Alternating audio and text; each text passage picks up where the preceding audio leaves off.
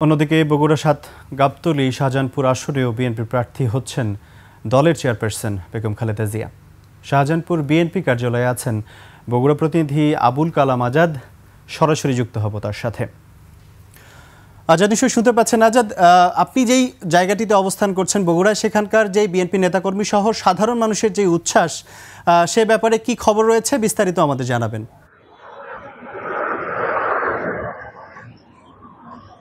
যে রাজিউর, আপনি জানেন গতকাল বিএনপির দলীয় প্রার্থীদের নাম ঘোষণা করা হয়েছে।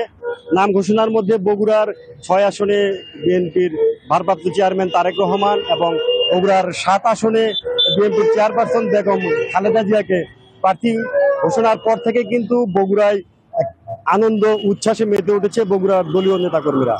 শহীদ রাষ্ট্রপতি জিয়াউর রহমানের জন্মভূমি গাবতলীতে কিন্তু রাতভর চলেছে আনন্দ উচ্ছ্বাস, মিষ্টি বিতরণ।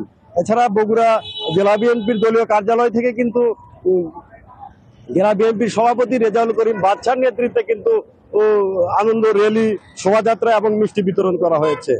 আমি এই মুহূর্তে দাঁড়িয়ে আছি বগুড়ার শাহজাহানপুর উপজেলার দলীয় বিএনপি কার্যালয়ে। আমার সাথে আছেন বিএনপির সাবেক উপজেলা বিএনপির সাবেক আহ্বায়ক এবং সাবেক উপজেলা চেয়ারম্যান আবুল বাশার। আমি তার কাছে জানতে চাইব নির্বাচন নিয়ে দলীয় প্রতিক্রিয়া। আমি আপনাদের যে এবার বেগম খালেদা জিয়া এবং তারেক রহমান এবার প্রথম প্রার্থী হয়েছেন, সেই হিসেবে দলীয় আপনাদের প্রতিক্রিয়া কি এবং আপনারা কেমন দেখছেন মাঠের অবস্থা, যদি একটু বলতেন। বগুড়ার মাটি বিএনপির ঘাঁটি। এটা শহীদ জিয়াউর রহমান, খালেদা জিয়া, তারেক রহমানের ঘাঁটি হিসেবে পরিচিত।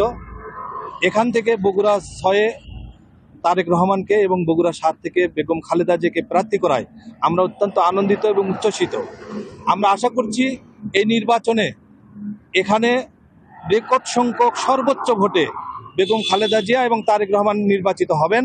এবং আমরা মাঠে ময়দানে বিগত দিনেও কাজ করেছি, সামনের দিনেও খুব ভালোভাবে কাজ করব। এবং এই কিলেন ইমেজের 2 ব্যক্তিকে এখানে দেওয়ায় সাধারণ মানুষ এটা লুফে নিয়েছে এবং তাদেরকে বিপুল ভোটে নির্বাচিত করবে ইনশাল্লাহ। জি রাজিউর, এই ছিল বগুড়ার শাহজাহানপুর থেকে বিএনপির দলীয় কার্যালয়ের সামনে থেকে সর্বশেষ খবর। ধন্যবাদ আজাদ আপনাকে।